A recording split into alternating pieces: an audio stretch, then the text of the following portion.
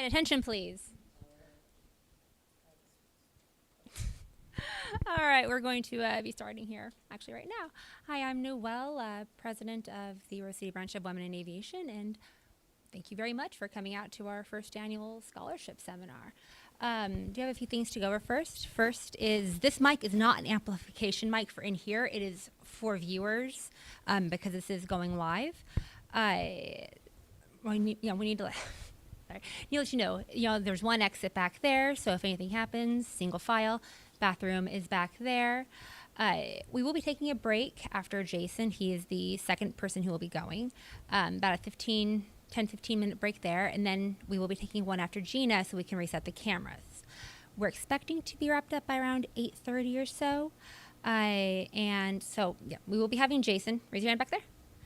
He'll be second. Teresa, right there. Gina, right there. Kat, right here. It is okay to take pictures, but please do not have any flash. That messes up the camera. So first up is going to be Teresa Bubb. Coming up. Teresa. You're going. Yeah. So Teresa Bubb has been a 99 since 2006 with the Columbia Cascade branch. She's been everything from a secretary to a chairperson, and she's been the chairperson of this scholarship event since 2018. You're mic'd up. My mic's up? Thanks. Yeah? Am I live? Right, Can you so hear me? she's live. Okay, great. Great. Hi. Yeah, this is great. But first off, let me get my slides up here. Sorry. I want to say a big thank you to Noelle, Cody, Gina, and Kat for getting this together. I had thought that I needed to do this on my own and never quite got around to it, and Gina called me up and said, hey, you want to come give a presentation? And I said, yeah, and they put it all together. So thank you very much, especially Cody. Thank you so much. All right. How many 99s do we have here tonight? Okay, so a few, half a dozen or so. In how many women in aviation? Okay, about the same amount. Okay, and who flew today? Anybody fly today? Extra points, extra points. All right, well, good for you guys. I was out hiking in the gorge and saw a bunch of planes, but I wasn't in them. So I'm going to speak about the Amelia Earhart Memorial Scholarship that the 99s offer. They offer several scholarships. The one that I'm going to focus on is the one for flight training. It's the most popular scholarship that they offer. A little bit about the scholarship in general. It was established in 1940 to help 99 members progress in their aviation training, advance in their training and their education. The first scholarship was awarded in 1941. Today, the fund exceeds over $5 million, and they award scholarships up to the amount of $20,000. They've awarded over $11 million in scholarships since they began, and over 850 scholarships have been awarded.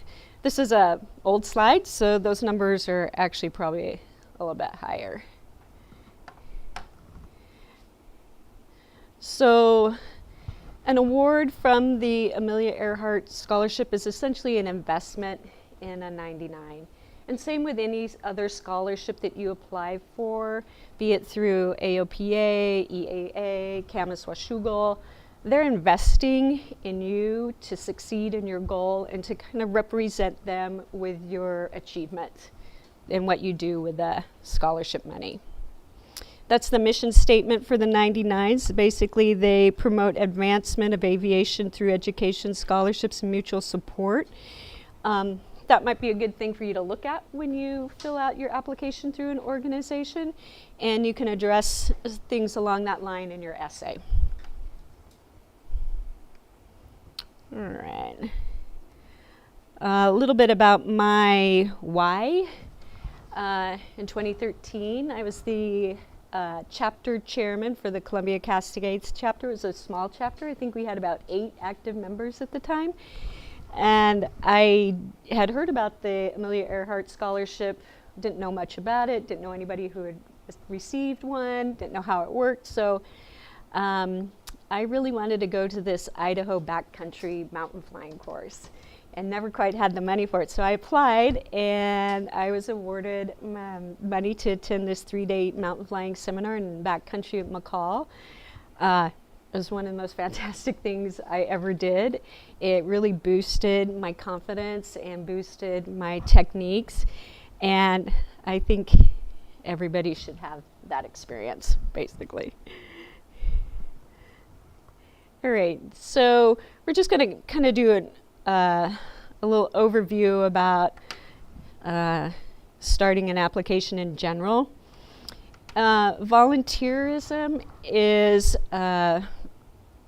something that the judges really look for in a scholarship application. They want to see that you're active in the organization that's offering the scholarship, that you're active in aviation in general. You're promoting, what we're here for, what we're all about. If you're new to aviation or kind of just starting this process, they would like to see any volunteer activity that you've had in the past, be it with SPCA, with a local school, with smart readers, anything like that, because people who have volunteered in the past tend to be volunteers. So if you don't have any aviation specific volunteering to put in your application, you can go ahead and put the other stuff. Make sure you read the general requirements for the scholarship that the organization is giving out. Some of these might be that you have to be a member for a certain period of time before you're able to apply for the application. For the 99's, you have to be a member for a year as of January 1st to be able to even apply for this scholarship.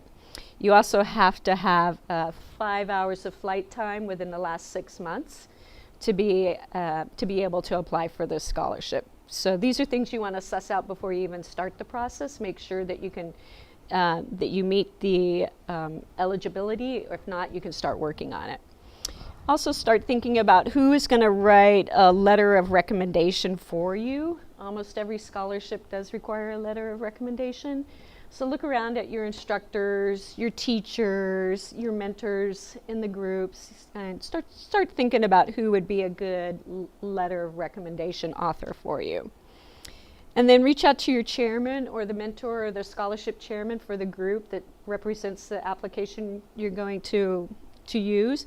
Let them know early, and they can also help you with some of this pre-flight stuff before you start doing the application so that you're on the right track for success.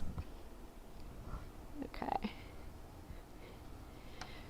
So the path for the specific application that I'm going to be talking about, it's a fairly lengthy and complex application. More than half of you aren't going to be applying for this application, but it hits so many bullet points in applications in general. I'm just going to use that for the format today. So that's why we have these out here. When I start talking about a certain topic, write notes, and then you can ask some questions later about it. But this particular application, it starts with the member filling out the application packet, and they give it to their chapter scholarship chairman. It's due on January 1st of 2025. Oh, and by the way, this scholarship comes out on the 99's website September 1st. So after the member has put it into the chapter scholarship chairman, it's evaluated and sent on to the section level. The quota at the chapter level is they can forward one application for every 25 members that they have. Then when it's received at the section level, which is where I am, and I take in the scholarships from Alaska, Washington, Oregon, Idaho, Montana, and Wyoming. So I evaluate them, make sure they're all complete. Then I have a quota. I can send forward one application for every 100 members that are in those 6 states. Last year, I think my quota was 5, and I sent forward 5 applications. Okay. Oops. Then the applications are sent to the international level. Here they are first reviewed by the trustees. They kind of separate the applications that they receive into their top tier level, and then those are sent to judges outside of the trustees to do a final ranking. Scholarships are awarded from the top ranking down. The number of scholarships they give out in a year is dependent on how much money they have budgeted for that year, and then of course what the amounts are in the applications that they pick. So there's no set number of scholarships. It's a budgeted amount for every year. It's different, and they kind of just start from the top down and award scholarships until they run out of money. The award is announced April of 2025.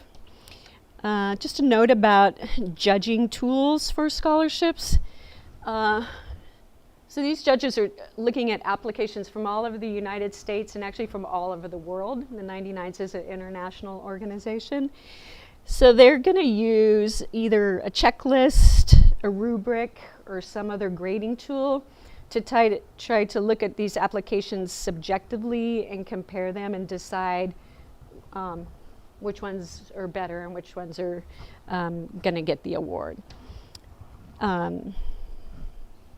So that's just kind of how the process of scholarship reviews goes. Some of the key grading points that they use when they're looking at applications are these applications complete? Were the instructions followed precisely? Are they neat? Are they typed? Are they clear, well organized? Do they have a well-written, correct, overly detailed essay that communicates key essay topics? And we're going to go over the essay portion of this application more later on here. So, but these are grading points, and so you want to make sure you hit all of those as good as you can, because they're going to compare yours to another one, and you want yours to be better than the others. Okay, so you don't get a second chance to make a first impression, right? So this is when I'm going to start with the application, and actually there's some things at the beginning of this, suggestions for strengthening your AE flight training scholarship application. You should read through those and make sure you understand that before you even start filling out your application. But we're going to head into this now. Let's see. Oh, here we go. So follow the instructions precisely. All applications must be submitted as a single PDF file. You can't have any documents that aren't included in the file. It needs to be in one neat, tidy little PDF file. Make sure you have your name clearly on every single page of this application or any application, including the additional documentation that they might ask you to add, such as your logbook pages or your medical certificate or anything like that. Your name is your brand, and you want your name to appear in front of the judges as much as possible. So have it neatly and tightly tucked up under the upper right-hand corner on every single page that you submit with this application. Label your application as the instructions instruct. For the Amelia Earhart, they want your last name, your first name, then AEMS, and then the year. This is so they can easily identify your application PDF in and amongst the hundreds of others that they receive, and they know whose application they're looking at. Compress your document to a manageable file size so that it doesn't get lost in the ether when it gets emailed from one level to the next. And there we go. Okay, so about that first impression. Sorry, I hate to start with a don't do this slide, but don't do this. So for the Amelia Earhart Scholarship, it's a PDF file, it's downloadable, it's fillable. Use that to fill out your application. If that doesn't work, print it out, type it somehow. Do not do a handwritten application. It just doesn't look professional. It's not tidy. One thing that I do like about this, and if you look at your Part 1 page, kind of in the middle there, it says progress made since last Amelia Earhart Scholarship application or award. It's kind of right in the middle. And she wrote here, added 2 levels to the FAA Wings program and logged 32 additional flight hours. And I like that. It's succinct, it's detailed, it shows improvement, it shows involvement. So I like that. So use the space that you have. Do not go into the margins, but do be detailed about your answers. Directly under that, it says to list flight training scholarships that you've received in the prior year or that you have pending for this year of this application. Use additional pages if needed. I think some people might have the impression that if they put in a bunch of scholarships that are either pending or that they've received in the past, that the judges might think kind of negatively about that. They might say, oh, she or he's received too many or a lot, let's give it to somebody else. That's not the case. If you have applied for an application in the past and have received 1, 2, or 3, that shows that you are motivated, that you are driven, that you know aviation is not cheap, and that you are trying to get the money to meet your goals. So be honest, put in all the scholarships that you received and any that you're pending here, and use an additional page if you need to.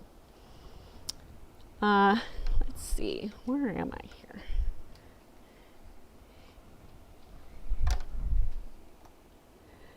Okay, then right underneath that, there's a little section there in aviation, and the first blank talks about your total flight hours, and then, excuse me, hours flown in the last 12 months. This again is another bad example of some formatting issues that you need to have that more precise and more correct. But one comment about this is that the total flight hours is, that number is asked for 3 times in this application, as well as the hours flown in the last 12 months.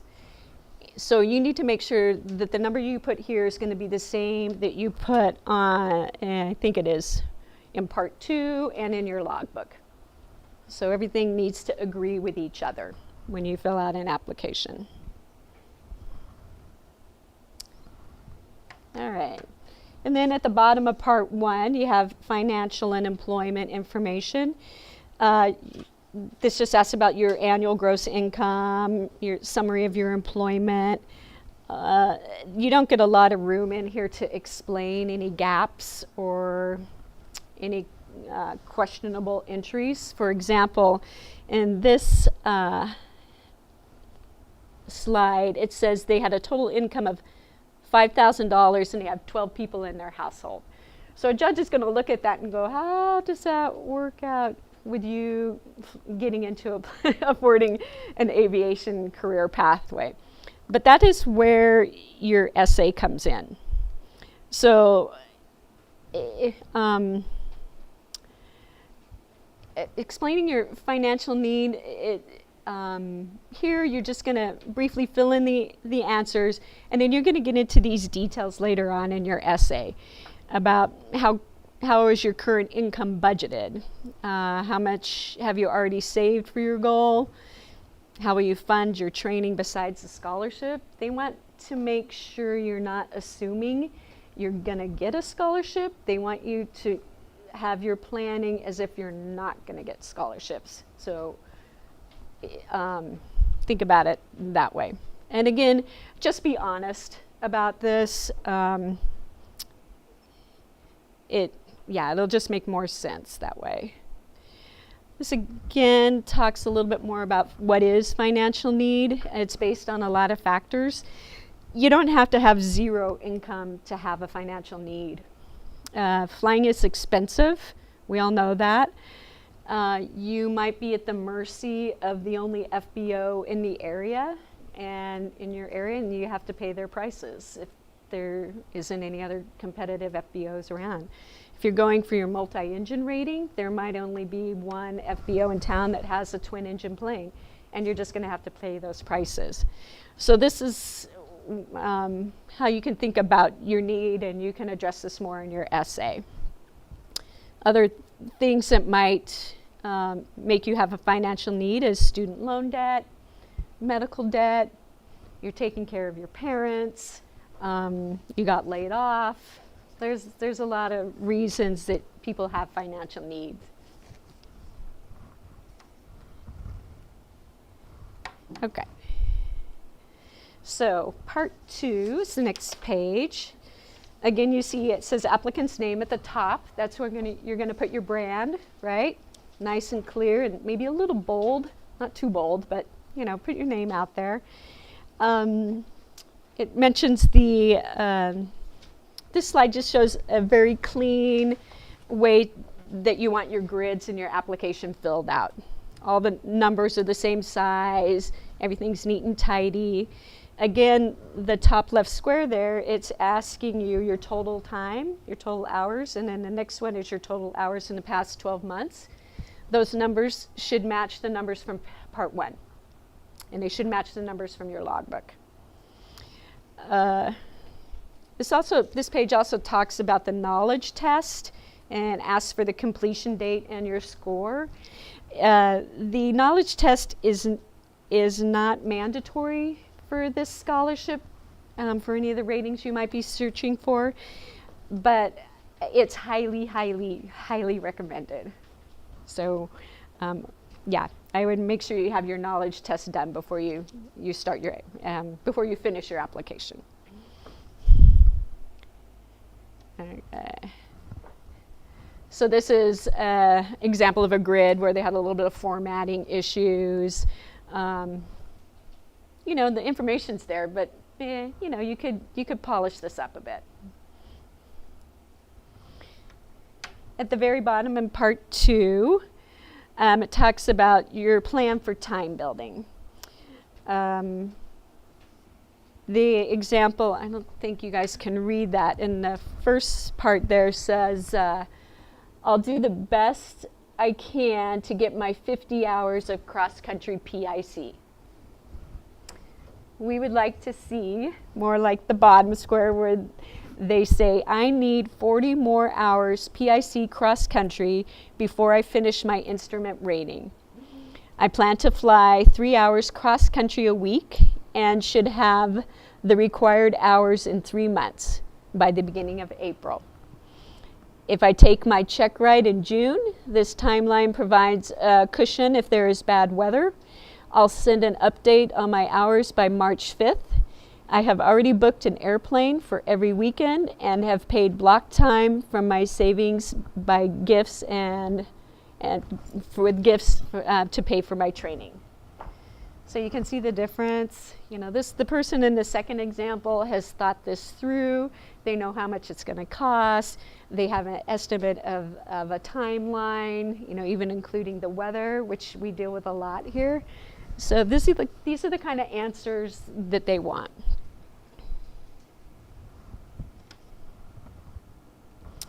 Okay, moving on to part 3. This is the flight training and course funding request form.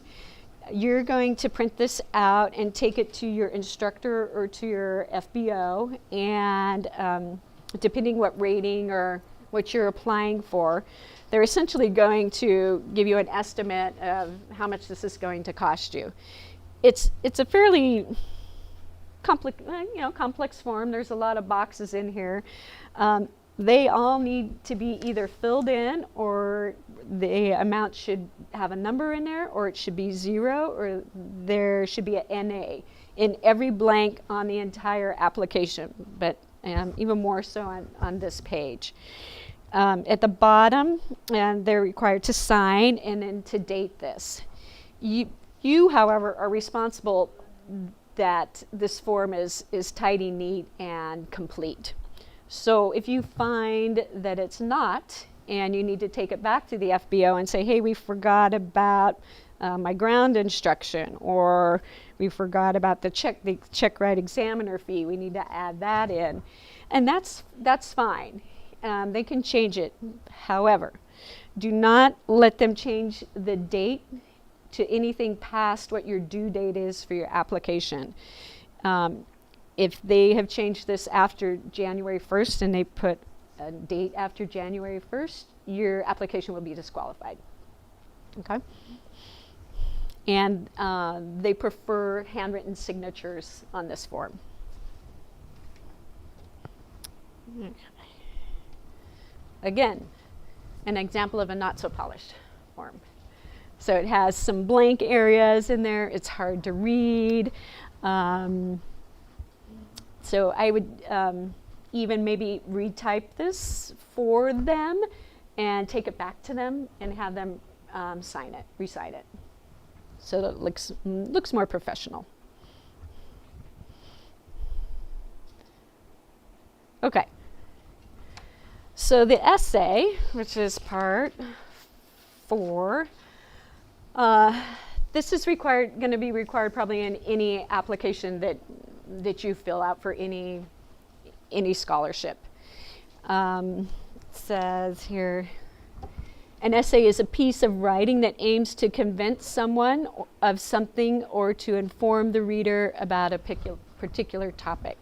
So you're trying to convince Camas Washougal or the 99's or Women in Aviation that you're the best person for them to give money to, that you're going to succeed in your goals and you're going to be a good representative to this organization that's handing out the money. Okay.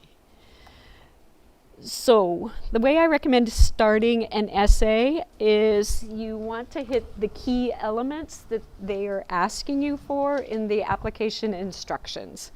So on part 4 here, Wendy, there's how many bullet points are on this page? Do you have it? Yeah. Or Kat? Anybody? 4, 5, 6. 6, right. However, if you read deep into number 2, there's 5 questions in number 2. So you have 11 key element questions here to answer.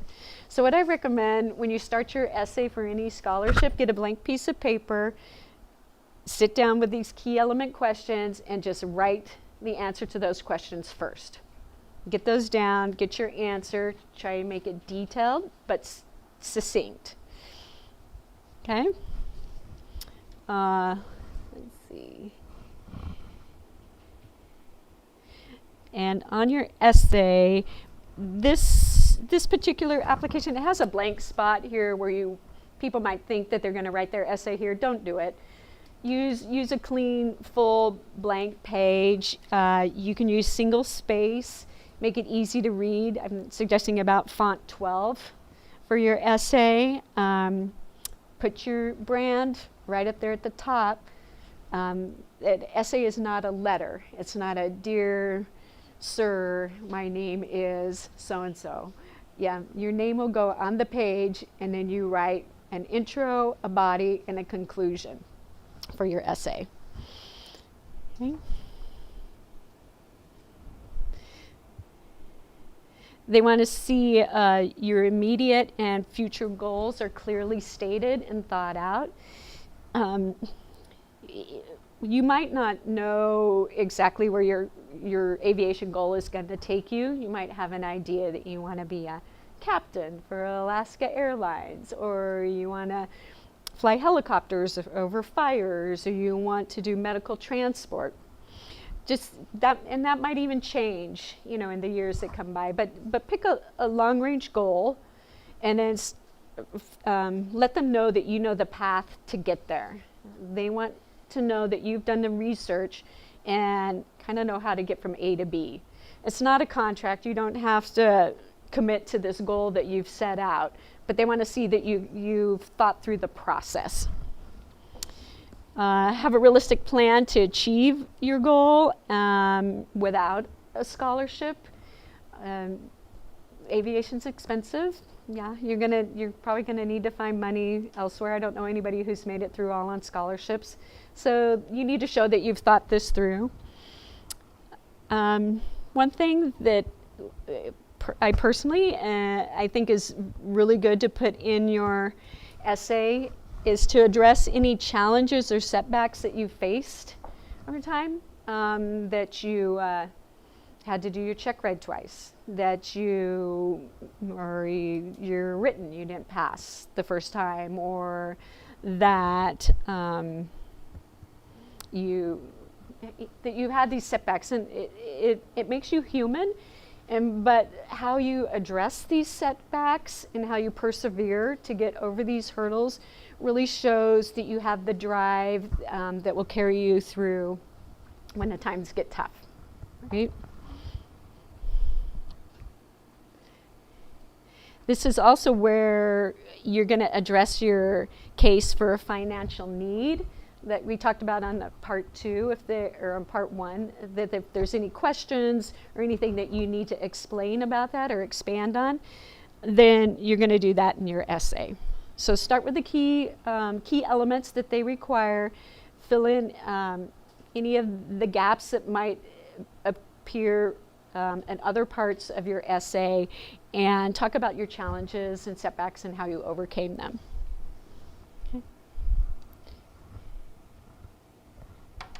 All right.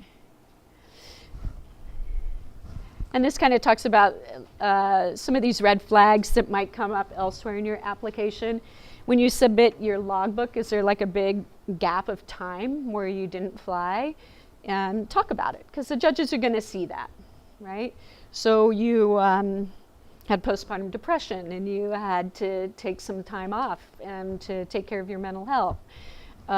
You got laid off from your job and you didn't have the money, but you got 2 jobs after that, and here you are back into flying again. So these red flags aren't necessarily a bad thing. It's put them in your essay, and it makes you become more relatable. It makes you kind of more human. And again, it's a great way to talk about your strengths of overcoming adversity. Other red flags might be you have few hours and little progress over a long period, or you're repeating the same lessons over and over. So that's going to show up in your logbook, probably some of that. So just address those in your essay. Okay. All right, after all of that, then you can get creative in the essay. Like I said, the essay should be introduction, body, and conclusion. You can kind of think about your hook and how to sell yourself. I think, like I said previously, that just being honest and kind of sharing your story and your challenges is your hook.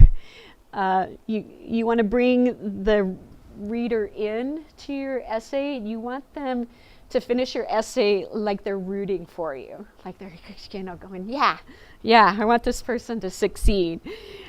Be careful with starting your sentences with I. The I am, I will, I have. It's not interesting to read, frankly, from a judge's point of view. And again, this is an essay, not a letter, so you don't want to open with hello. Inspirational quotes, I don't recommend that. They don't tell us anything about you personally. They take up space on the page, and they can eat up some of your word count if you're limited on words for your essay. So I would say just stay away from inspirational quotes. Let's see. Don't repeat things that have already been addressed in the application. You're going to need all the space you can to hit these key elements. So yeah, if your information's already in the packet, you don't need to repeat it in your essay unless it's something you need to expand on. Okay. So I think people who are applying for applications or scholarships tend to apply for scholarships. And the point of this slide is don't recycle your content, don't recycle your essays or your letter of recommendations. They're going to appear awkward if you've written it for one scholarship and you put it into another one. I've even received a scholarship application where they actually addressed it to a different group and put it into the 99's. Same with the essays. You can cut and paste and reshape it for each application, but I don't recommend just bringing it directly from one application to another because it's going to be awkward and it's not going to hit all the key elements probably. Just start fresh.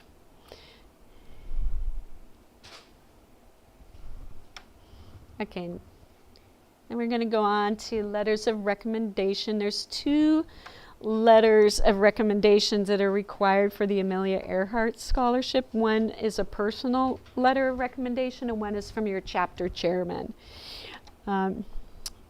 Make sure whoever's writing your reference knows what the key elements are.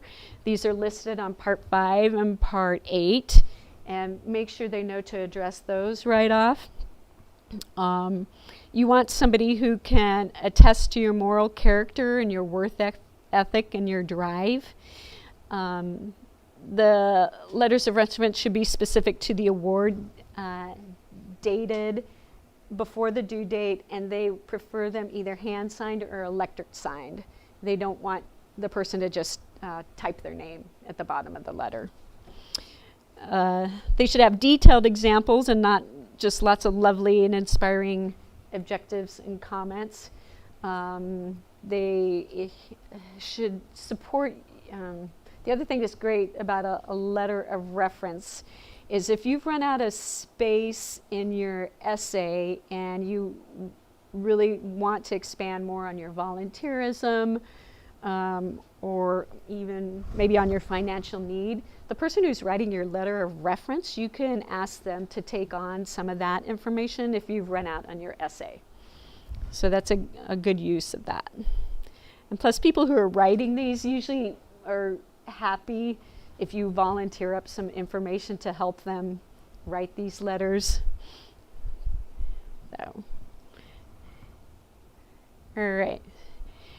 So the last part, I believe, is creating your attachment pages. I think this is probably also kind of standard for any aviation applications. The attachments that the Amelia Earhart Scholarship requires the pilot certificate front and back, your medical certificate, maybe some ID, your knowledge test results. These should ideally be on as few pages as possible. Do not put your certificate on one page and your medical on the other. Try to get them on one page if you can. It will make your PDF file smaller. The judges are less likely to get lost in the pages. And again, here's another page that you need to make sure you have your brand, your nice bold name right up there at the top of the page. Do not submit extra pieces to your application package, including a resume, an article about yourself, or extra letters of references. Doing so increases the workload in processing the application for the judges, and it may lower your score in that you hadn't followed instructions. So more is not better. Oops. Here's an example of how they want you to scan your logbook pages. They do require documentation of your last 20 flights. They want them horizontal or landscape. They do not want them vertical. And your logbook should be neat and tidy, and make sure you have the year on the pages that you're copying.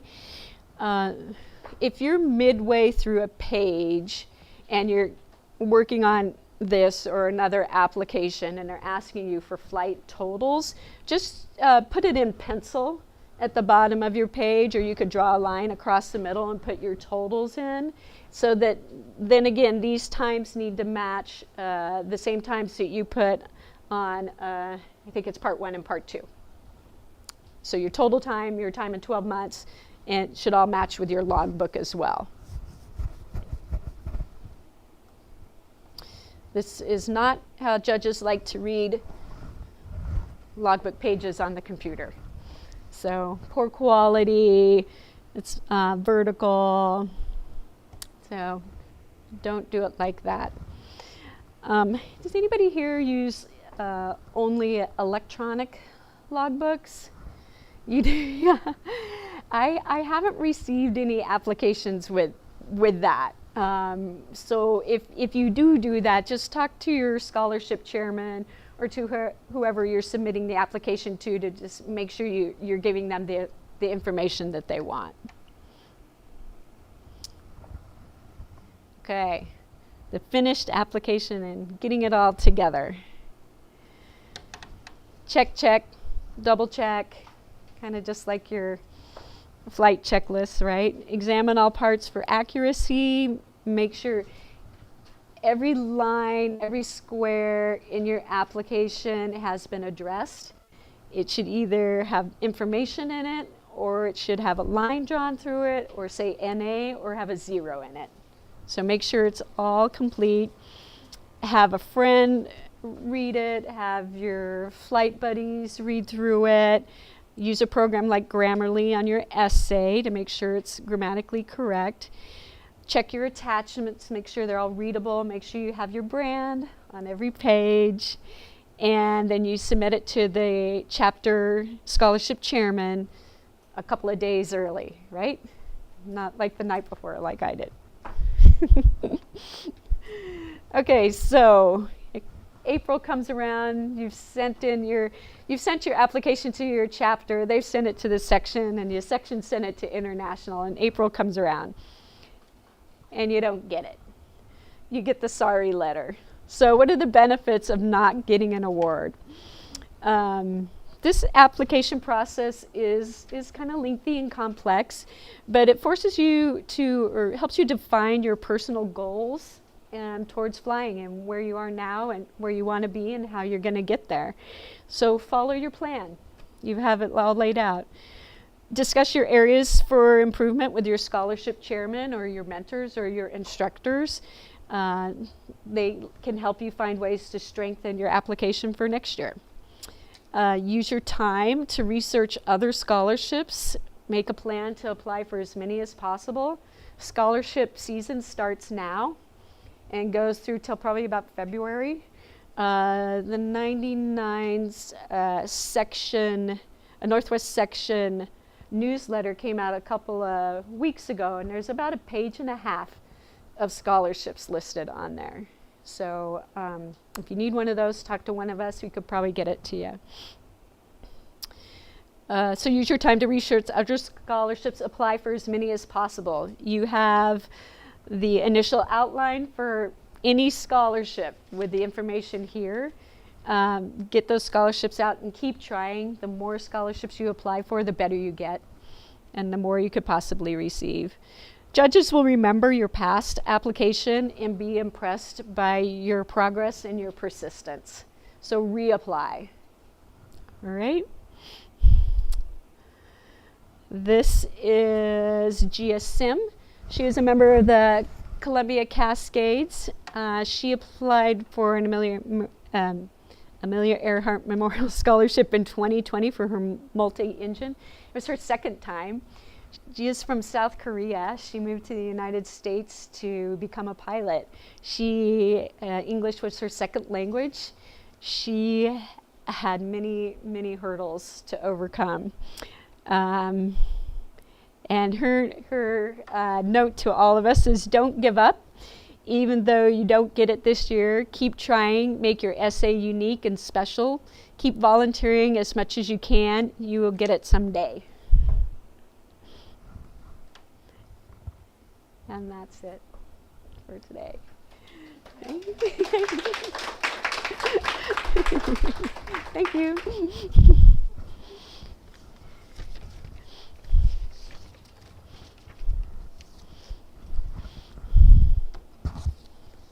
Clicker.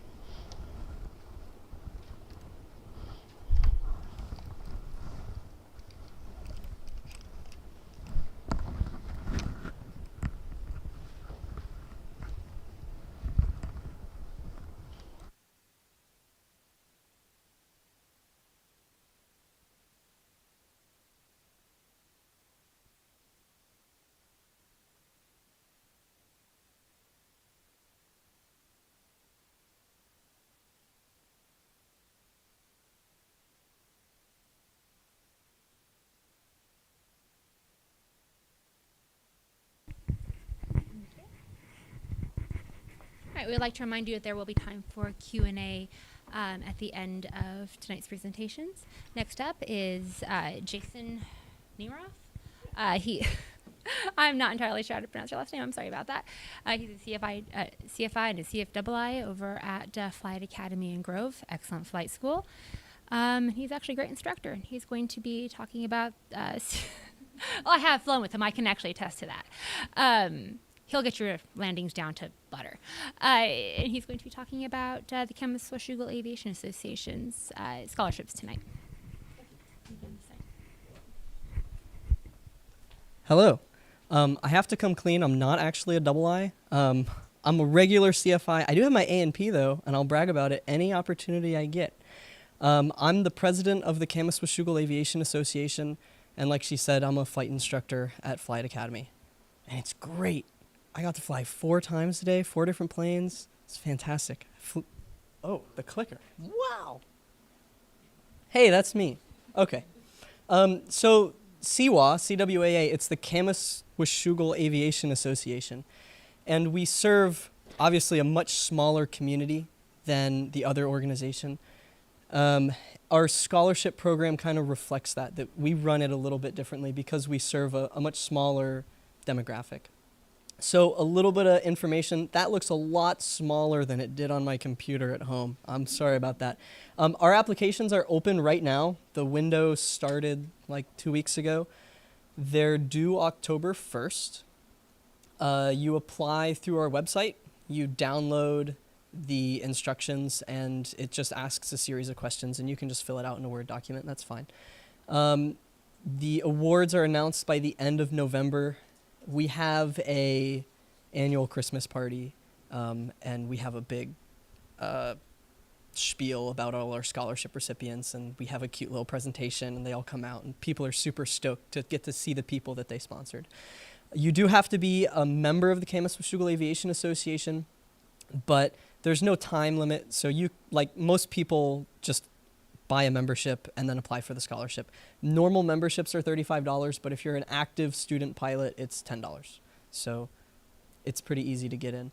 You can use our scholarship towards any aviation goal, so flight training or time building or college or A&P school or anything like that. You can use it to pay for a written exam, use it to pay for ground school, anything like that. We're super open. The funds that we give you are available in January, and they have to be spent by the end of the year. If you don't spend it all, you got to give it back. And of course, we don't give you the money. We give the organization that you're, like if you're spending it at a flight school, we give the money to the flight school. Otherwise, you just give someone a check and they vanish, and that's no good. Here's a little bit of info about our process. So we get all the applications in, and then when the window closes, there are 5 of us that are on the scholarship committee. And we're all very different, and that was by design. So I'm the president of the organization, and I'm a regular member on the committee. I'm a full-time flight instructor. We have a private pilot that's also a flight attendant that's on the committee. We have a private pilot that's an electrician by trade that's on the committee. We have a student pilot that's a retired electrical engineer on the committee. And we have someone that's completely not affiliated with aviation in any way that's also on the committee. She's actually the chair of the committee this year. And her job is to organize us and make us show up to things and, make us get work done. She has a lot of experience with applications and this type of thing. She's just not from an aviation background. So all of us go through the applications once the window closes. And step one is we toss out incomplete or low effort applications. Last year, that was half of them. Half of the applications just immediately gone. And there's 5 of us on the committee. If any one of us on the committee says, no, this application should be considered, it gets considered. It has to be, all of us need to agree that it's low effort for us to toss it, and still half got tossed out. So she spent a lot of time talking about that and how to make it complete. I'm going to try. I could talk about it for the whole time because that's a huge deal. Literally half of the applications. You didn't answer all the questions. You didn't attach a letter of recommendation, or we didn't have a ton of these, but we had people that did answer all the questions, but it's like 1 sentence answers for every question. And, we just have like 5 sentences and that's the whole application. And we can't justify spending the community's money on that. So make a complete application, please. It's so sad when you get an application, especially when you know the person. It's a really small community. And because I'm a flight instructor at the school, I know a lot of the people. And you see someone, you see the name, and you're excited, and then you read the application, and you're like, well, and it doesn't help that I know you, because I'm the only one on the committee that's going to know you, right? That's the reason there's 5 of us, and we're all different. Me being like, no, I know this kid, that's great, doesn't help. It will do nothing for you. We're going to read your application, and it gets tossed out. I can tell you that when you sit down for 6 hours and you're just reading application after application after application, the name means very little. I see you eat, like you could be my best friend. Once you're 40 applications deep, you're scanning the application and you're like, come on, Peter, do better. And it, boop, gone. Okay.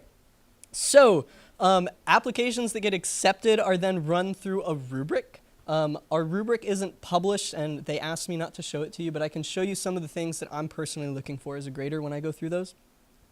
Then we argue a lot. We normally do this over the course of one day at someone's house over dinner and wine, and we just argue about people. It's like, no, this person, it's great fun. And then we, any promising applicants that we like and we feel good about giving them a scholarship, we'll follow up with their reference and, have a little interview there. And then we have interviewed applicants sometimes. Normally, the only reason we'd call an applicant for an interview is if there are a few reasons. If we have questions about, like the application showed a lot of promise, but we just want to clarify some stuff, we might reach out to you for clarifying information. If we have questions about things told by your reference, we might ask. We did have, last year, we interviewed some people because either the reference or someone that knew them on the scholarship committee was like, I don't trust some of the information in this application, so let's follow up with them and see. And we will ask follow-up questions, and that was the thing, that there were people that had lied a little bit on their applications, and by interviewing the references and interviewing the applicant, that's how we can weed that out. So don't do that. Then we'll distribute our funds. Here are some of our ground rules for how we operate. The first thing is avoiding conflicts of interest. So if there's someone that I have too much of a relationship with, I just don't contribute to that person. So like we had the father of a scholarship committee member apply for a scholarship last year. And obviously she's just like, this one's on you guys, I'm not voting, I have no input at all on this person's application. Another important rule, this one's important for us again, because we're a small community. So a lot of the people know one or more of us. It's important that you guys know we are only allowed to make decisions on applicants based on information in the application. That's not how you spell references. Information that we get when we follow up with your references, or information we get from you when we interview you. We had people that I knew well, and I'm like, you could have got a scholarship. Like, I know you would have been eligible for a scholarship, but you didn't say any of the things on your application. And we get audited. We have to defend the decisions that we make in our audit. right? And we need to be able to show your application to someone and justify spending someone else's money on you. And you have to give us that ability by making a good application, please. And here's an important idea that the application matters a lot. I mean, it's the basis for the decision, but the scholarship isn't awarded based on who's the best writer. That's not what we care about. So I can tell you last year, we had some exceptionally well-written applications that were written well and formatted well, but they told bad stories. I mean, they described a person that wasn't worth the community's investment. And we also had people that, you know, a lot of teenagers, a lot of high schoolers were applying for this. We have people that maybe don't write very strongly, but you can tell that it's a very compelling point, and then you can follow up with a reference. And I'm not saying we're taking information other than the information in the application, but we can tell what you're getting at, you know? So at least for our application process, we want it to be as well written as possible, but we keep that in mind as we go through the application process, that this isn't like a college acceptance essay, right? We don't need it to be written by an English major. We just need it to tell a compelling story. That's our priority. Does that make sense? Okay. Sometimes I can't tell if I'm just rambling or what's going on. So these are some of my primary considerations as I'm going through reviewing applications. So the first is, will receiving the scholarship make a difference? That's important. And to me, there are two tiers. And so these two bullet points say the same thing, but they're different a little bit. So the first tier of the scholarship making a difference in someone's life is that it will enable them to do something that they could not do otherwise. The second tier is that it makes it significantly easier. So maybe you could do this even if you don't get a scholarship, but this is going to make the process a lot easier. So this is kind of the two ways we're evaluating need, or like the two tiers. The third tier is, no, this doesn't make it easier on you. And if you don't need it and it doesn't make it easier, then we can't justify the investment. Are you at least post-solo? So again, none of these things are requirements. These are just things that we're looking at that help us make a decision. So being post-solo shows that, for one, that you've already made an investment in yourself, that you're not just saying, airplanes look really cool, can someone just help me do this? The other thing is you're demonstrating some aptitude at it. So again, we do invest in post-solo people or pre-solo people. We did it last year. We'll do it again this year. But it does help, right? Someone that's soloed is a more promising applicant.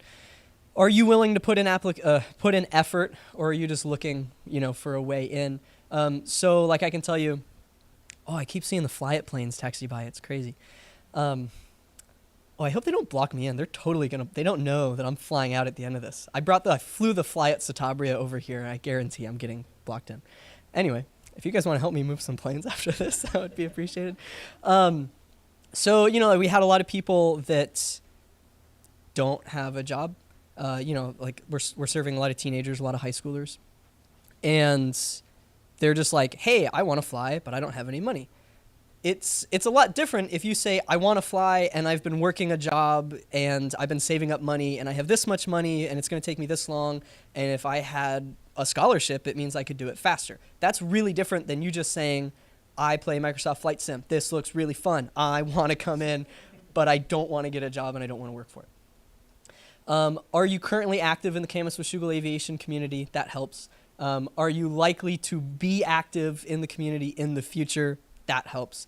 Are you an active CWA member? So obviously you have to have paid your dues, but we mean by active CWA member, do you show up?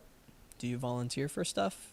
Do you help us out? Do you make yourself available? Are you a part of the community? So obviously Kamas-Washougal, that's a very small organization. We offer our scholarships to anyone in the greater metropolitan area. So don't think, I don't live in Kamas, I don't go to Flight Academy. Doesn't matter. We're happy to sponsor anyone in the area. But because that's who we are and that's the people that are donating the money for the scholarships, we do prefer people, the closer the better, right? The more involved with that local community that's sponsoring you, the better. Okay, so here are just some generic tips that I have. And I didn't pay attention when I started talking, and I know I was supposed to talk for 15 minutes. This slide is empty aside from this. Oh, yeah, totally. Is there a time when I should be done? Is someone going to throw something at me? Because I will, huh? I can throw something. I would appreciate that.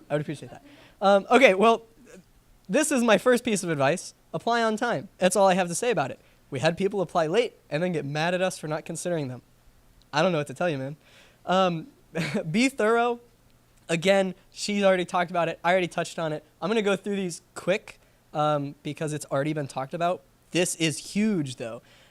We don't know you. Even if you think you know someone on the committee, we have to act like we don't know you. And all of the other people on the committee genuinely don't know you. So you have to tell us about yourself. This is an important one. This is not the time to be humble. I don't want you to be arrogant. I don't want you to be in my face about it. But if you have done cool things, if you've been awarded things, if you volunteer in the committee or the community, tell us. If you're in a leadership position, brag about it a little bit. You know, I mean, we had people last year. There were times when I was interviewing references, following up with references about, let's say, a guy named Tim. I'm following up with Tim's reference about Tim. And Tim's reference says, I don't know about Tim, but do you know about Sarah? And I look back through the applications and I'm like, yeah, well, Sarah applied and we threw Sarah's application out because she didn't fill out all the questions. I had 2 references for other people endorse the same person that was Sarah, right? The other person. And that was an application that we had tossed out because they didn't answer the questions. And I didn't know Sarah at the time. That's not her name. I have come to know Sarah. We absolutely, if she had just told us about herself, totally would have gotten a scholarship. Absolutely. She's very involved. She's got leadership positions. She just didn't tell us any of those things. And I know that it's hard for people to talk about yourself like you're really cool and important. Again, you don't want to be like arrogant, slap us in the face with it, but if you don't tell us, we don't know. So tell us. Okay, tell your story, take your time. I don't want fluff, but again, there's no limit to how long your application can be. If you're just monologuing about nothing that's important, or you threw the prompt in the chat GPT, we can tell. We're going to toss your application. But tell us about yourself. Tell us about your journey. Explain your motivations, your accomplishments, your challenges. No fluff. Okay, so be thorough. That's an important one. Do you guys? Oh, I'm not supposed to ask for questions. No questions. Please have someone review your application. And actually, that bullet point is wrong. I clearly didn't. Yeah, anyway. I'm going to, no, don't read that bullet point. No, stop it. Have someone review your application. Again, this isn't a competition to see who can write the best essay, but you all have a boss or a teacher or a professor or an instructor or a friend or a coworker that's probably pretty good at writing essays. Show it to them. Ask them for their feedback. You don't have to be the friend that's good at writing, but you have to be the friend that's good at asking people for help with your essay. That's not cheating. To be like, hey, can you look at this grammatically? Like, how can I make this more compelling? Please do that. I mean, we had a lot of Cascadia Tech students. You guys have a teacher. You can show Rob, be like, hey, Rob, what do you think of this? And he'll tell you. And he'll like, do that. That's a really good idea to have someone look at your application. Have your mom do it. Have your friend do it. Doesn't matter. But get a second set of eyes on it and have them be like, oh, if you put this here and maybe say this like this and that's not the right there and it's not less, it's fewer and things like that. It goes a long way. Okay. The thing that I was trying to say about teachers, professors, instructors, bosses is mostly about references. Think about who your reference is when you put them on your application. We had people just like put their buddy, like, oh, this is my time building buddy. Throw that down as their reference. And I would rather a flight instructor. I'd rather someone that worked with you like professionally. I don't know. Just be careful about who you pick. And make sure it's someone that likes you and is going to speak highly of you. Have a conversation with them about it ahead of time. And don't lie on your application because your reference is we're going to ask your reference the things you put on your application. If they're like, what? That doesn't make sense. Then it doesn't work. So make sure your reference knows things about you because we're going to have a conversation about you. That's the whole point. Show that you have skin in the game. That was the thing I said earlier about show that you are working on this in your own right. Show that you have invested in yourself and that you're not just looking for someone to pick you up and carry you across the finish line. We want someone that's already working really hard that could use some help. That's what we're trying to do. We're not just trying to, again, just pick someone up that hasn't really started yet or hasn't really begun investing in themselves. Don't lie. Yep. Do I have anything else to say? Ask questions if you have any. We're more than happy to answer questions. So that's the email that you send your applications to. It's on our website. You can also go on our website and just view the Contact Us page, and it has my information as the president. It's got the vice president, the secretary, the treasurer. Like, it's got a list of people. You're totally allowed to send us emails and be like, I have a question about this application. We'll tell you anything. You can show up for a CWA membership meeting and stay after and be like, hey, Jason, can you talk to me about blah, blah, blah, blah, blah? And I will. That's my whole job. That's all I ever do is talk to people about things. I don't know that I have a ton else to say. I'm amazed that I got that done so quickly. I gave a presentation at Cascadia Tech, and they gave me like an hour to speak. And yeah, I had like 3 hours of stuff to say. It was crazy. I had to come back and finish the conversation. I just ramble and ramble and ramble. And I'm doing it again, so I'll just leave. It's very sweaty. I'm so sorry.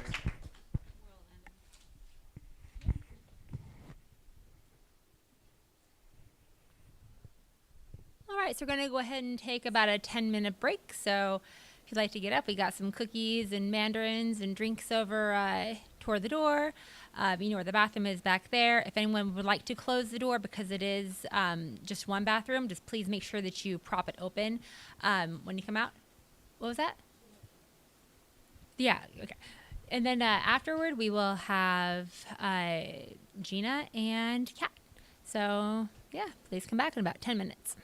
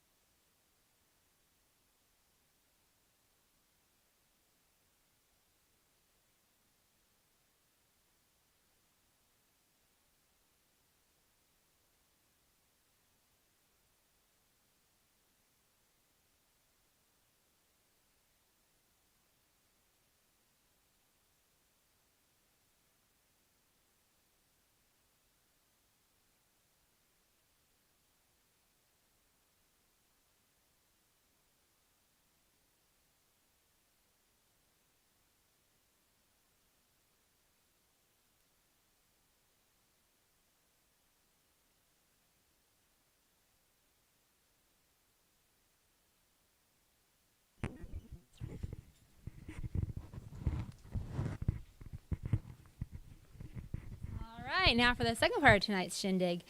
Up next, we have Kat Keller, who is very close to her PPL. Very, very, very close. Very.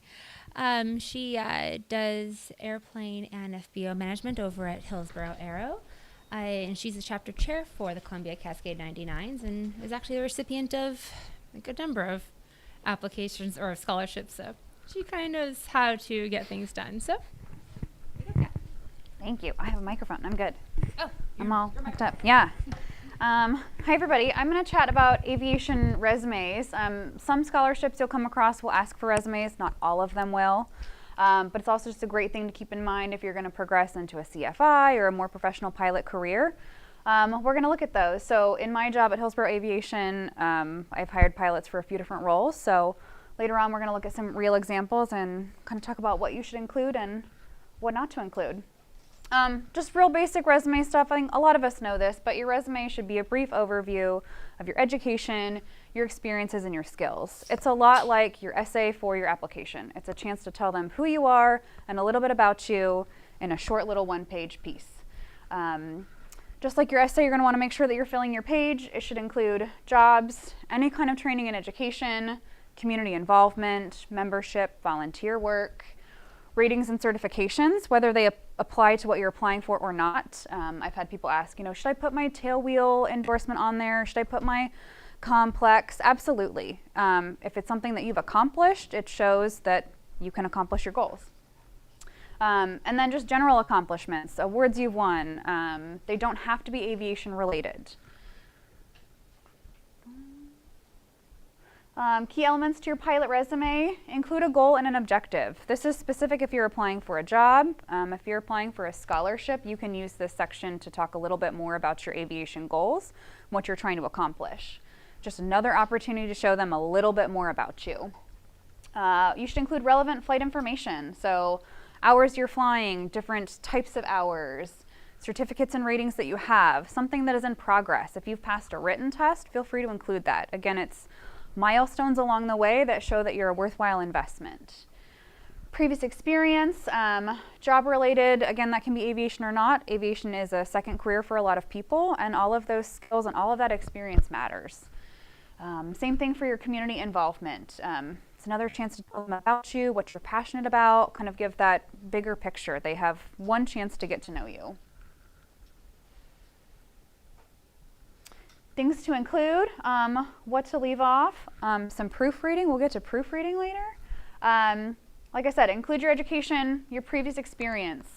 Think about what kind of a person that they're looking for. What is the job? What is the scholarship? Do they want you to be detail-oriented, good at communicating, great at managing projects? Any of those kinds of things that you can show what skills you have. They don't have to be specifically relevant. Think about translatable skills. Include your contact information, your phone and an email, LinkedIn if you have it. They should have a chance to get to reach out to you. You can include social media if it's appropriate. So some people have aviation social media channels. Some scholarships look at that. They'll ask for you to, they'll want to see your Facebook or your Instagram or your YouTube and know that that's a way that you're giving back to the community. So if you have it public, make sure everything is appropriate. If not, do not include that. Things to leave off. If you have too much information, if it's too cluttered and too hard to read, again, it's a lot like Jason was talking about applications and as he's reviewing them. You look at a lot of resumes all at once. If there's too much and I can't find what I'm looking for, I'm probably going to pass on it. Again, it says a lot about how you show up to something and how you will present yourself. I have seen some with middle school experience. I would say unless you're under 18 or kind of within that range, you can leave off your middle school experience. And then I can't believe that I've seen some of these on very professional pilot resumes. But we want to get to know you, but there's kind of a line, right? Let's keep it professional. Making a great first impression. Have a nice, clean layout. Fill up that page. We'll look at some examples where you can use your layout to fill up the page and take up some of that space, even if you don't have as much as you think maybe to fill out a full page. Proofread, just like our applications, that's a big theme. Take your time, have someone else look at it, and then talk yourself up. Like Jason said, it's not necessarily a time to be humble. You have done some accomplishments, tell us about them. We don't know unless you don't tell us about them. So we're going to look at some real examples. This is mine. Might as well just show it. I've got all those key elements. I have a goal and objective. At the top, I've got a little phrase about myself. I've included my contact information, my aviation appropriate Instagram, some certifications. Again, you'll see that those are not necessarily aviation related. I'm a certified event planner. Great, it shows that I can tackle things. I can handle details. I have my memberships and my volunteer work. So something that you are active in, or if it's a group that you're a member of. Include that, your education. Mine is formal education. We'll look at some later that are including their flight training as education, because it is. And then I have all of my work experience. So mine probably could take out a little bit. It could be a little bit less cluttered. Here's another one. He's got a great personal statement. He's dedicated to professional growth and goal realization. He's got his contact information. You can see some of his experiences over there. He's talking about what kind of airplanes he's flown, what hours he's flown them in. He is including that he's got his passport. We've got flight experience down at the bottom. It's easy to read, easy to find. And then he has all of his work experience. It is kind of a little bit jumbly the way he's laid that out, but that's an option. Like I said, these are real resumes, so forgive my little sticky note. I do put notes on them when I look at them for people. This one's got, there's not a lot. I would say that this one has a lot of room for improvement. We've got these titles right down the middle that are kind of hard to read. It doesn't really tell you what section is what. It kind of takes your brain a minute to figure all of that out. This experience does not talk about what they did. It just says where they worked and for how long. Well, that's great, but it doesn't tell me what kind of an employee you were, what responsibilities you had, what did you do when you were there. All I know is that you showed up to work. Skills, my suggestion would be to add a 6th skill just to create some balance, but they have a nice, well-balanced resume or reference section. They've got a CFI, they have a CEO, a manager, and then another pilot that they flew with.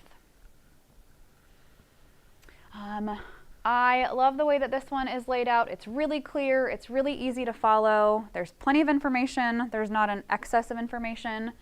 Their flight time is really easy. You can see they've broken down their total time, their PIC, their turbo, all of their certifications. They're including their medical. They're a master parachute rigger. That's kind of cool. Not everybody's got that, so if you've got something like that, throw it on there. Their experience is really great. Their education is at the bottom. So if this one was for a scholarship, we'd want to see some community involvement, but for just your basic professional resume, it hits all the key spots. Same thing for this one. They've chosen to put all of their experience and their education on one side, and then on the other side, they've marked out their flight experience. Again, that's really easy to find. Flight hours are really important. Make those easy to read. Make them easy to find. They've got their ratings, their flight instructor. They're including their times and when they got those accomplished, which can help you see how quickly somebody is progressing. And let's see, we've got one more. This was actually my CFI's resume. Great example of resume. He's got an objective at the top. He's got his ratings down below. He's including that he participated in the Wings Proficiency Program. That's extra safety training. Add that into your resume. His flight time, his experience, education, and at the very bottom, he's got his memberships and community time. So hitting all of those key pieces. Most importantly, as you've been kind of like the theme of the evening, is to proofread. Have somebody look at your stuff, proofread it some more. Again, you don't have to be the perfect proofreading person. At my job, I am typically really good at the content, and then I send things to my boss, and he catches those things. And he made a comment one time, he's like, you kind of like miss all these small things. And I'm like, yeah, but I think maybe that's just what you bring to the table. I do the content, and then you catch the small things. So find your people that can do that for you. And that's it for me.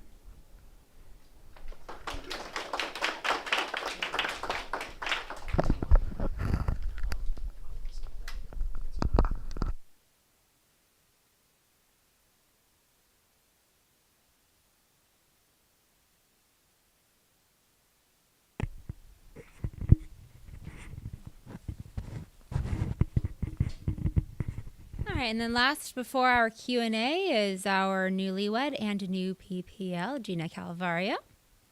She is the Rose City branch woman in aviation, our SOAR mentorship chair. She does a really great job at that.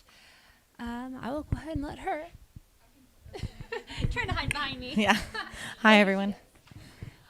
So do I hold this? You think that's the best way? Okay, I'm going to hold the microphone.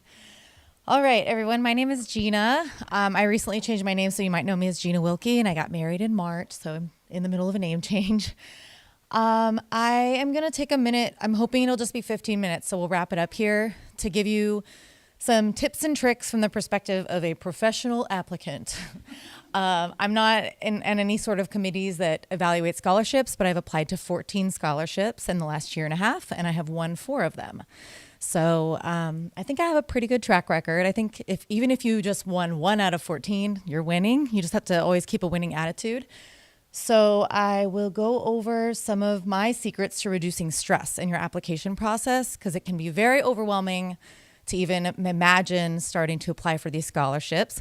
You look at all the different applications out there. They're all a little bit different. They all require basically the same things, but they're formatted differently, or they're asking it in different ways. So I am going to take a minute to just share some tips and tricks. We can go to the next slide. Do I do it here?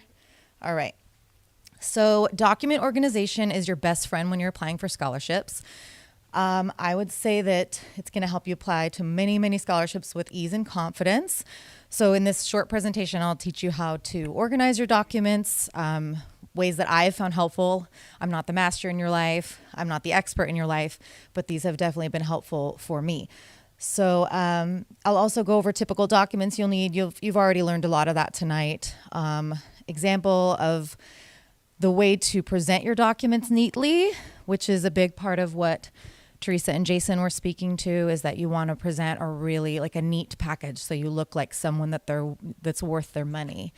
And then I'll teach you at the very end a free tool to convert PDFs, because sometimes that trips people up, because a lot of these applications will require you to submit like it all as one PDF, and that can trip people up sometimes. All right, so documents you'll need. Sometimes they require your written exam to have been completed, or even if it's not required, they like, if you have completed it, they'd like to see it. So you want to, when you leave your written exam, you'll have a piece of paper in your hand. You want to make sure that you make copies of it, and then scan those in and save them, and save all your files. You'll need your medical and your pilot license, whatever that be, if it's a student pilot or you already have your private or something beyond that. You'll need your essays, your letters of recommendation, which are often abbreviated as LOR. And then you'll need maybe ? Transcripts. That's also the same for something I didn't list here is aviation resumes is also another ? because not all applications require that. Okay. I will give you an example. This is a disclaimer that I'm just showing you my personal information. I'm going to show you on my iPad how I organize the documents. So just please respect that. And there is definitely more than one right way. I have already mentioned that. So this has worked for me really well, and I will plan on continuing to apply to many scholarships. And this way of organizing, I think, will continue to serve me. We can switch over to the iPad. Okay. So let's see here. It should show up on the screen for you here. So there is my scholarships folder. So I highly recommend that you label everything wisely, like choose your, oh, you know what? Can we go back to the PowerPoint one more time? Maybe I missed it. Okay, there's one more slide. Okay, so stay organized. Name your files and folders wisely. I really recommend that you name them with the year first of the year that you're applying for that scholarship. And my reason for this, and you don't have to do like 2023, you can just go 23 or 24. I guess we're in 24 now. And the reason I recommend this is because it puts all your folders in chronological order. So if you put the year of 24 and the month of November, and then 2411 and then 2412, you'll see that, your scholarships are in the order that you applied to them, which becomes really useful later. if you're trying to search through and find this different documents from different scholarships. Each scholarship should have its own folder.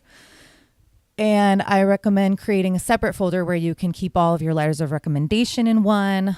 CV is another word for resume. That's what they use in most other countries besides the United States. Transcripts and docs, whatever other documents might have, which I will go over with you. So save your work always and make sure you name it appropriately so you can find it later. Now we will go to my iPad. Okay. So in my iPad, I have all of it. You can see right here how it's all been saved by the year. So you can see chronologically the scholarships I've applied to. And then if you look at the bottom documents, you can see I've very organized, saved my, all my different CVs. If I update them, I don't just replace the document. I make sure I keep a record of all the different CVs, the way it's progressed and changed through time. So as I've added experience, I like to go back and have that information. Letters of recommendation, you just want to make sure you have the names, and if there's a scholarship they're specifically associated with, that's good to add that too, so you can go back and remember, so you don't recycle. You don't want to recycle letters of recommendation for the same scholarships, so you want to make sure you're remembering, oh, this person wrote it for this scholarship. All right, and then you can have all your transcripts. I had one that I applied for through the NGPA that required my high school transcripts, which are very hard to get. And it was during the summer. So make sure you're looking at the requirements for the applications months in advance, because sometimes it can take 2 months to gather the documents that are required. And letters of recommendation, you want to give them a month to write the letter. And it will take you a couple weeks to plan out what you want them to write and ask for that content in the letter. So you really want to get ahead of the ball, and that will reduce your stress if you look at it ahead. Okay, so we'll look at one example in particular. I did win the First Swing Scholarship from the 99's last year, which was a great honor. And that's different from the Amelia Earhart that we just went over earlier in the presentation. Amelia Earhart is for advanced ratings. First Wings is for private pilots. Let's see. Okay, so you can see here that I've got all my documents organized for this specific scholarship. And when I was putting together the docs, I will give you an example of a clean, here's my medical, and then you can see my license and my pilot license right underneath it. So I really recommend this as a way of presentation. It puts everything on one page. Some scholarships don't require the license, but some do. So you may as well just create the document and you can reuse it for every scholarship. I'll have to remake it because I have a new pilot license now. So that's exciting. Okay. Now I want to show you an example of why you're going to need to learn how to split and merge documents. For the 99's scholarship that I applied to, it was a packet of, let's count the pages, 9 pages. I split all the pages. So you can see I numbered the pages, 1, 2, 3. That's so I named them appropriately so I could go back and know what the numbers were of the pages. And then the documents required on each of those application pages needs to kind of be feathered or merged in between all of the application pages and then sewed together again as one complete PDF. So that's why you're going to have to split application pages, get your documents together, and then merge it all together and sew it all back together as one PDF. And that does take a little bit of some admin and technical skills. It's not overly complicated, so I'll just do a quick tutorial with you to tie up the presentation. Let's see here. So we'll just do an example. Can we go back to the PowerPoint just to make sure I'm not missing anything? Should I? Okay, let me see if here's your example. Okay, there's lots of different tools out there to split, merge, and is there anything I'm missing? You can convert, if you have a JPEG. Let's say you have a written test, it's a piece of paper, and you don't have a copy machine handy. You can put the paper, neatly on a table, and if you have a really good camera, it's better to use a copy machine, but you could take a picture of it, hypothetically, then it's a JPEG file because it's a picture, but you need a PDF file. So you can easily convert it from a JPEG to a PDF with a tool. like I Love PDF. There's also PDF Aid, although that costs money. So that's why I love PDF, because what I what I mean to say is I actually do love I Love PDF because it's free and it's really easy to use. So I'll show you how to use it. Let's see if there's another slide I need to discuss. Okay. Here's something to consider is there is a website and there's an app. I'm used to using the website. You might enjoy the app. So my little tip is to just try both, see whichever one feels user-friendly for you. If you don't want to do an online option like I Love PDF, there are other options on your devices. So if you're using a PC, there's something called PDF Merger and Splitter. It's by Anywaysoft, and you can find it in the store. And if you're an Apple user, then Preview also is a built-in tool for you, and you can find more information for that on Apple support. So I do encourage you to look at these resources and see which one is best for you. Also, Google Drive is another resource that you can use. And I have written all my essays in Google Drive. It's great because you can like take images and drop them in. You can create files there too. Let's see. That's another great thing about Google Drive is we've talked about sharing your work with people that you trust that are going to look over it with really discerning eyes and help you to fine tune your essays. Well, I have often taken like a essay out of my Google Drive and given not editing access, but commenting access to like a mentor or something. And they can go into the Google Drive and they can actually write comments on the side of your essay live. It appears to you live. So you could be on the phone with them discussing your essay, and they could also be commenting and you could see the comments appear. You may or may not know that that's a feature of Google Drive, but it's really awesome. And it's it won't change the content of your essay anyway, but allows them to help you fine tune your essays. Let's see. That's just the end. So I'm going to do a quick tutorial on how to convert things. So let's see. So I'll go back to so here we are. So my knowledge test in this, I made a JPEG of it here just so I could use it as an example. So we'll go and we'll convert it. I'm going to show you here. This is I Love PDF's website. I think it's very visually easy to figure out, and you just find the function that you need. So here on the bottom right, you can see JPEG to PDF. So you select that, and then you need to select your JPEG that you're looking for. And then you can see here, this is the only JPEG available even. So I open it,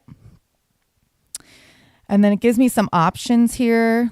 I'm just going to go ahead and convert it to a PDF. I don't need a margin, keeping it in portrait. And then here you have the option to download it. There it is. Oops. So then you have it as a PDF, and then my recommendation would be to immediately save it with the correct, name your files wisely and put it in the right folder. That's another thing I didn't mention. I think I did mention. So I would pop it right into my docs folder, which is where I have all of my main docs.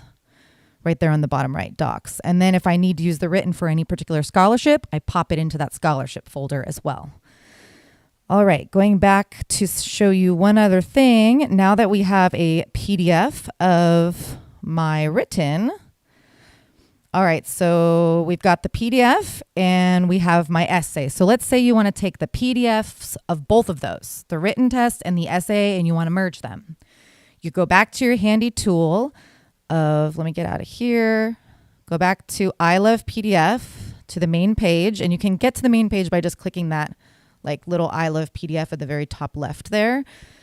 All right, so we're going to merge PDFs. So that's the top left option there. And you want to select your PDFs. They make it very easy because now I see all the 4 PDFs available to me here. I'm going to choose my knowledge test, and I'm going to choose my essay. And then I just say open. I want to merge both of those. So I just say merge, bottom right, download the merged PDF. And there you can see it's now 2 pages. It's my essay and my written. And I'm happy to answer any questions about this later. Let's try to, let me download it and then I'm going to save it really quick. And then let's try to split it, and that'll be the last thing that I do with you guys here related to this. Let me put it in the right document so you don't have a hard time finding it. Ooh, give me a second. Okay. All right, there we go. All right, let's try splitting that document now. So I go back to my main screen, and I want to split a PDF. So like example would be your big application packet that you want to split the pages up so that you can, feather in your documents between the pages. So you want to split a file. Let's see.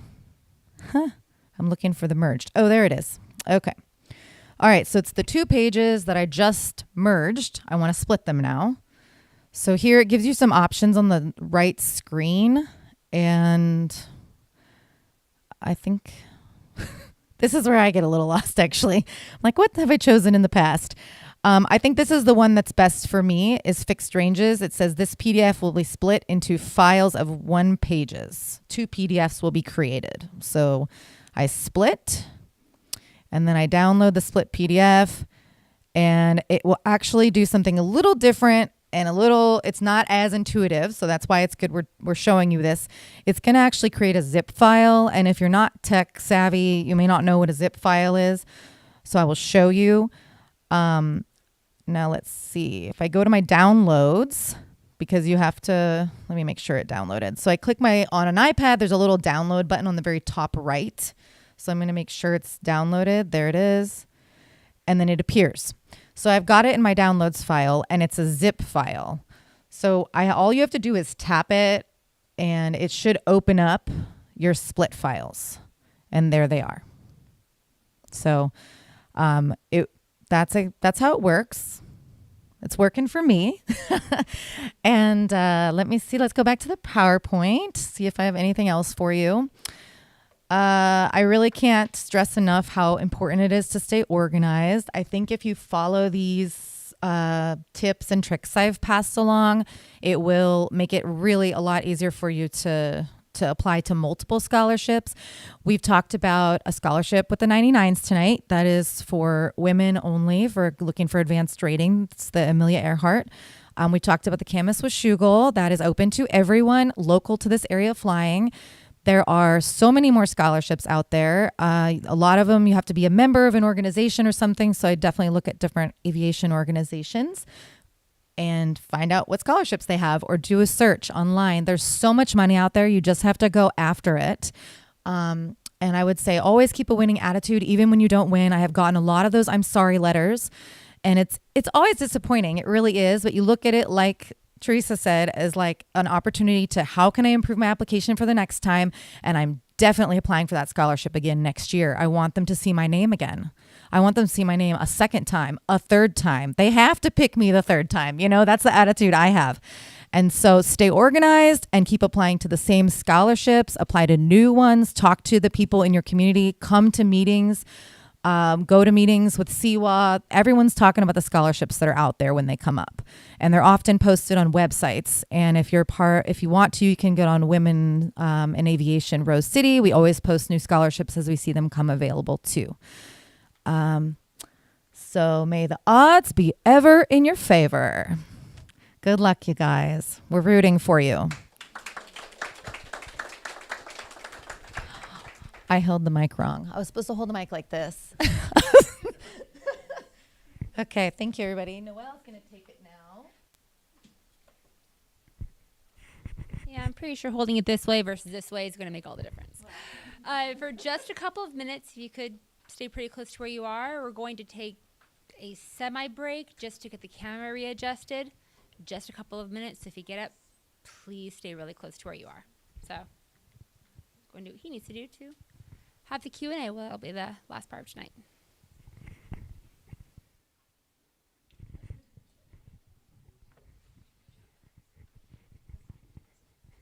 We can do it. Do you want them to zip behind the table? Do you want them to?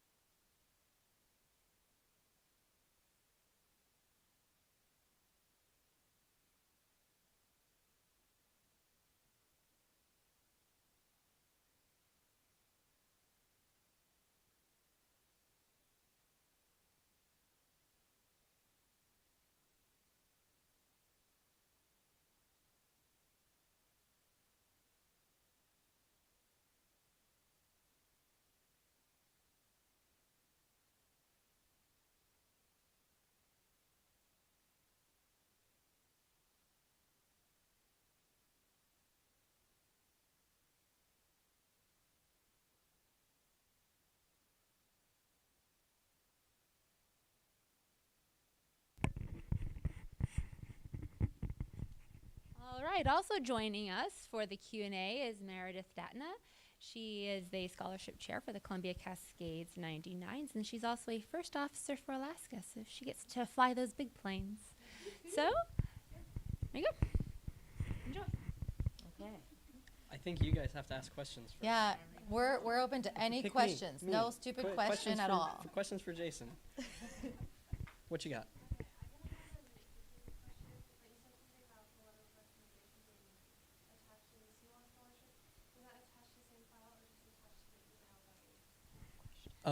Okay, so her question was about the CWA scholarship, asking how to attach the letter of recommendation. I don't think, okay, I should know this. You don't need a reference. Wait, no. You don't need a letter of recommendation. You need a reference, but not a letter from that reference. We're going to interview the reference. We're just going to call them and be like, hey, so tell me about her. So we're not very picky formatting-wise. We ask for, I mean, a PDF is cool. A Word document's fine. That answers all the questions. And then the last question is just, who's your reference? Give us their contact info. And so you can just slap it at the end of your essay. Anything like that's fine. Can I speak to that? Oh, yeah, go for it. I put my name at the top, and then I had my essay after that. And then, yeah, just like he said, I just said reference and then put the name with like a space between the end of my essay and the reference. So, and they, She got it. Did she tell you that? She got a CWA. Yeah. We gave her a scholarship last year. She's one of your four? Yeah, Yeah. that was one of my four. she's very good at it. I don't know that any of us knew you. No, We- that was also crazy. Yeah, because it's a small community. We know most of the people, and then you read this application, and you're like, wow, nice. Who is that? I have no idea who that is. Let's ask the reference and hope it's a real person. Is basically how that went. But Yeah. what other questions do you have?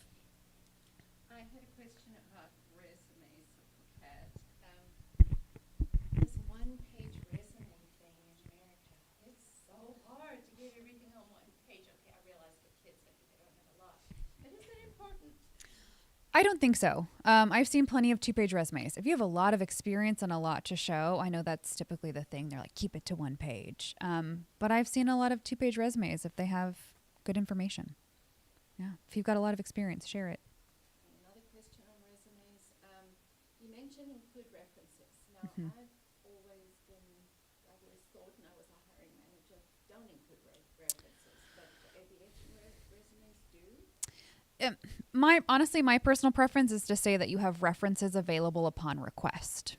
I think that's the best way. You could that allows you to get a feel for what they're looking for. Maybe you can use the same resume then for different applications as well, because you should tailor your references to whatever you're applying for, right? Think about people that are going to say good things, have good conversations with them about what you want them to share. This employer or this application is really looking for this, or can you really emphasize my community involvement? Can you emphasize my time as a CFI? So I think upon request is the best way. A question that came in on the chat. If there is no stated maximum length for your essay, is there a maximum length you should go ahead and keep in mind anyway? And conversely, if there is a max given, is there a minimum number you should keep in mind? So the question was, if there's no stated maximum length or word count for your essay, how long is an essay? What is too long for an essay, or what is too short for an essay? So I would say people would lose interest after a page. I would try to keep your essay to 1 page. I think that's maybe around 500 words. That might be a good number to keep it through. But after a page, I think people are going to get lost. So that would be my recommendation.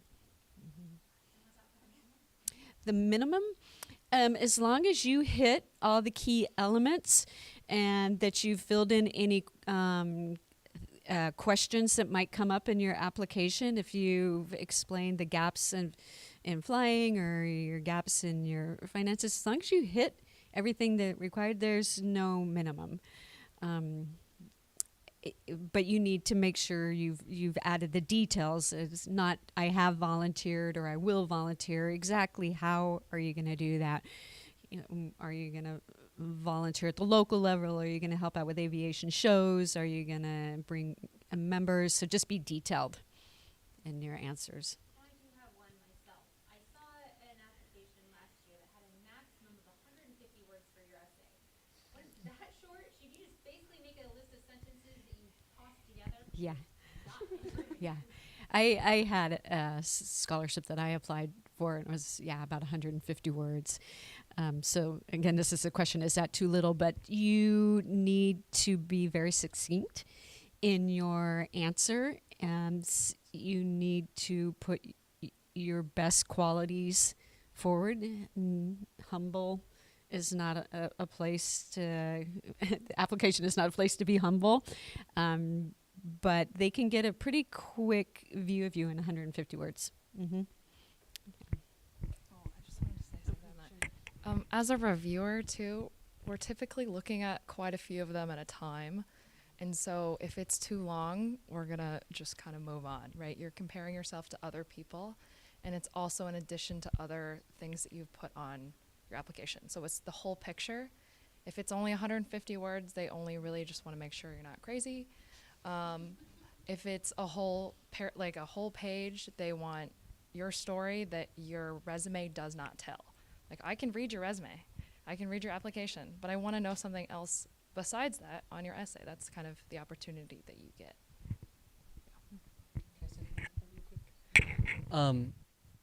In terms of essay length, whatever it takes to tell your story, and then stop talking.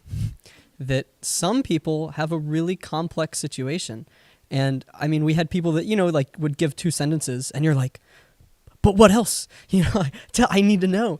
Other people, talk for an entire page and you're like, that could have been 2 sentences. And so I would say, I don't know, I find myself saying that to students a lot. They're like, how much rudder, Jason? Whatever it takes, man. And then stop. That's the answer. So I would say it depends on the complexity of your situation and what the question's asking. Other questions? Has this already been mentioned? Make sure you do not bust the word limit at all, ever, never, never. It will completely be discarded immediately. They won't take a look at any part of your application. So don't bust over, like don't, if it's 500 words, do not write 501 words, So I had a scholarship come through with a word limit, and they had put in an inspirational quote at the beginning that took up about 10 words, and that put her right over. So and it didn't tell us about her, and it was a really good applicant. So, but you have to draw the line somewhere. So. another question? Well, on that word limit, I never know what to use because different software counts different things as words. So that one gets difficult. Some will, let me think of an example. I think titles, page numbers, things like that don't count. Like if you selected the body of your essay, thank you. If you select the body of the essay, that would be my answer. Do you guys agree with that? Yeah. Okay. And I use Word. I haven't used any other word count programs. But Things like I'm is one. Yeah. I've been safe just following on Google Drive. I just select the body and then look at the word count. And I haven't had any issues with Google Drive. But I was going to say that sometimes hyphenated very words, close sometimes. sometimes hyphenated words will count as 2 words. She says sometimes hyphenated words count as 2 words, so double check.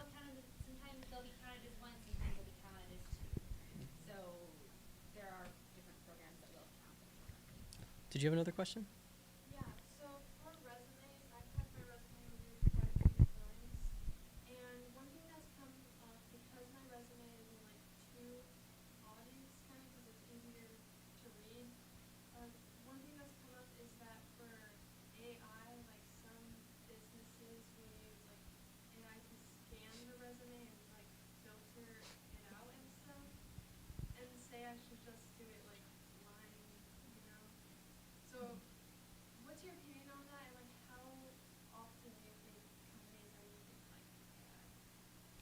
Yeah, so the question was,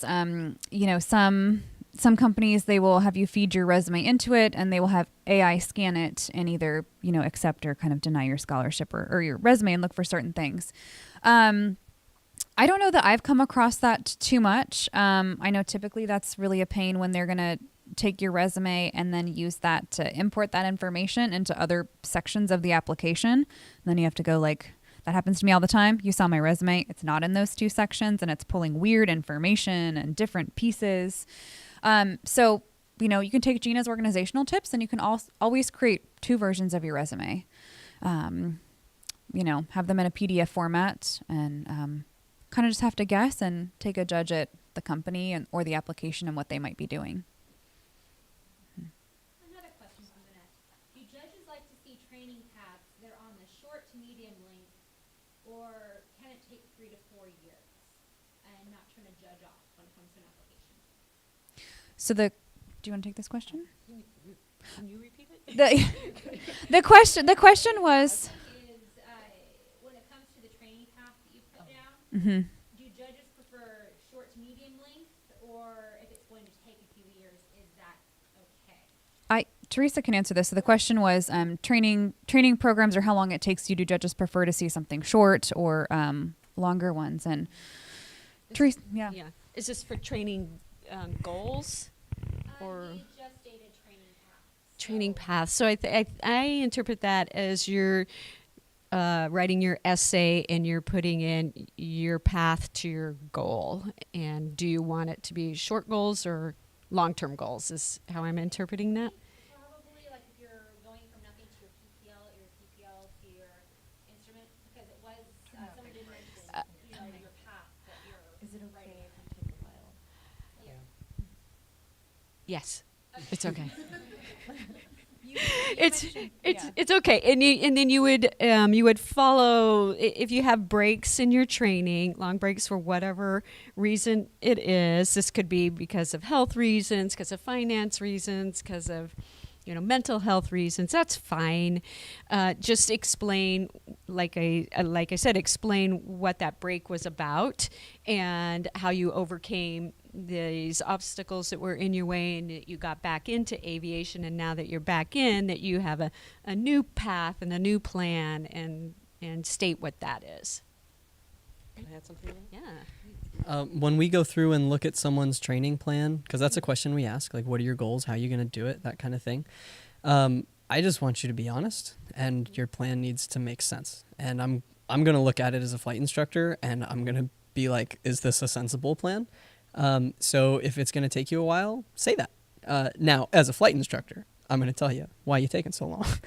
The most expensive thing that can happen to you in flight training is delays and setbacks. It's going to cost more than anything else that you could do wrong. And we're going to see that as evaluators, that if you're like, I'm going to fly once every 2 months for the next 5 years, nah. But as long as it's realistic, I think that's all that really matters. Okay, there was a follow-up question. And honest. But assuming you've answered it, I'll ask anyway. He said, if he wants to apply for a scholarship to get his private and it takes 3 years, is that okay? Why? I have a comment on that. A lot of these scholarships have limits as to when they will pay out the amount awarded. Usually within a year, they want you to have achieved the goal that you sought the scholarship money for. And if you haven't, because life happens, right, then the trustees or the organization that gave you the scholarship will have a discussion with you and see if it's a appropriate pause or if they can help you get to your goal. But most of them, I would say, want you to use the money within a year. Yeah. That sounds like you should go find a flight instructor that cares about you and make a training plan with them. That'd be my thought there. Question for Jason. We went to the CWA meeting last week, and one of the older gals there was very vocal about how she feels the scholarship really should be focused on people who want college Yes. scholarship Yes. money. Now, that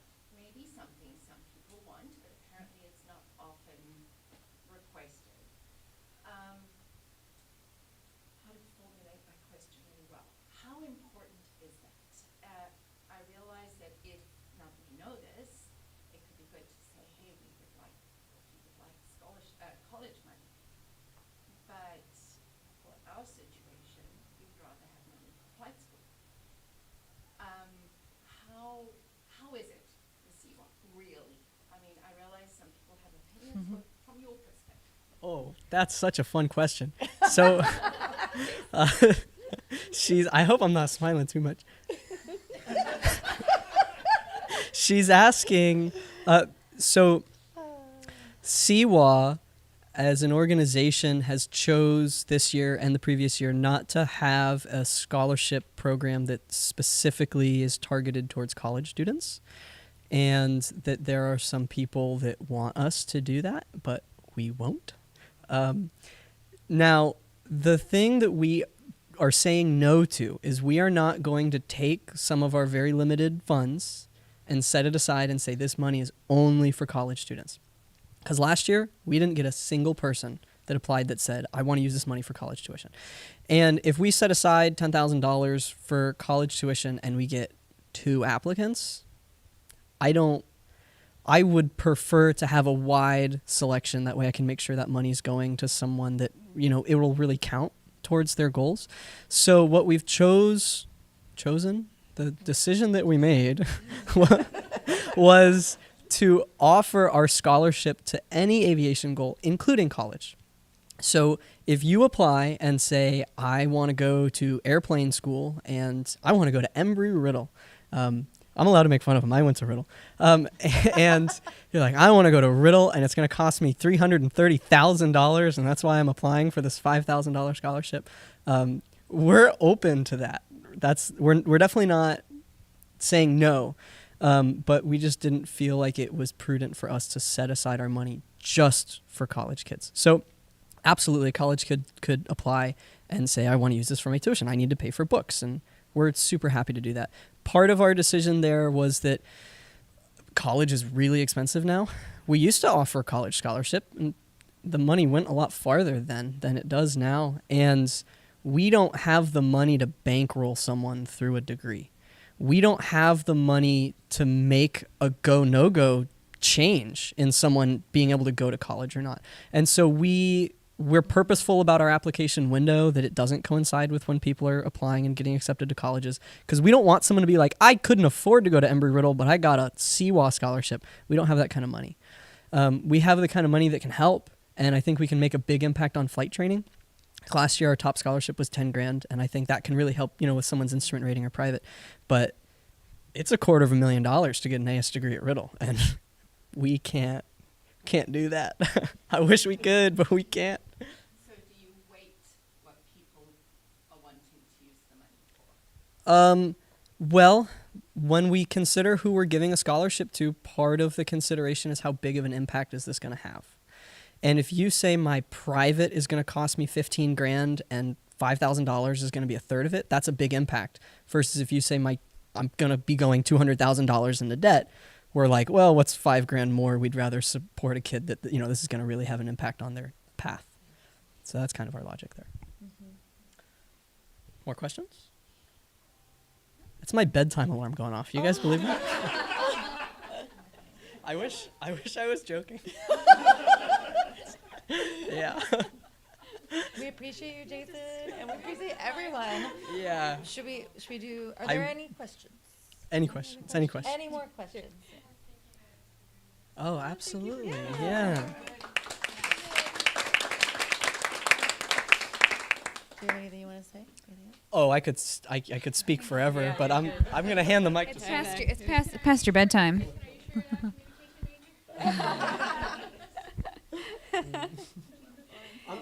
I'm the ground school coordinator. Yeah. That's what I do at Riddle. So I teach the night classes. And we're partnering with a local private school. I get to teach middle schoolers and thank you. I get to teach middle schoolers and high schoolers now. I'm so excited. I get to run a summer camp for middle schoolers. It's great. I'm spoiled rotten. Okay. Anybody else like to say anything from the panel? No? Thanks for coming. Thank you for coming. And again, thank you to Cody for helping us with all this technical stuff. Thank you. And thank you, Gabby, for volunteering for us. Okay. Noelle. And Thanks for Noelle. coming. Thanks, everyone. Thank you. We did.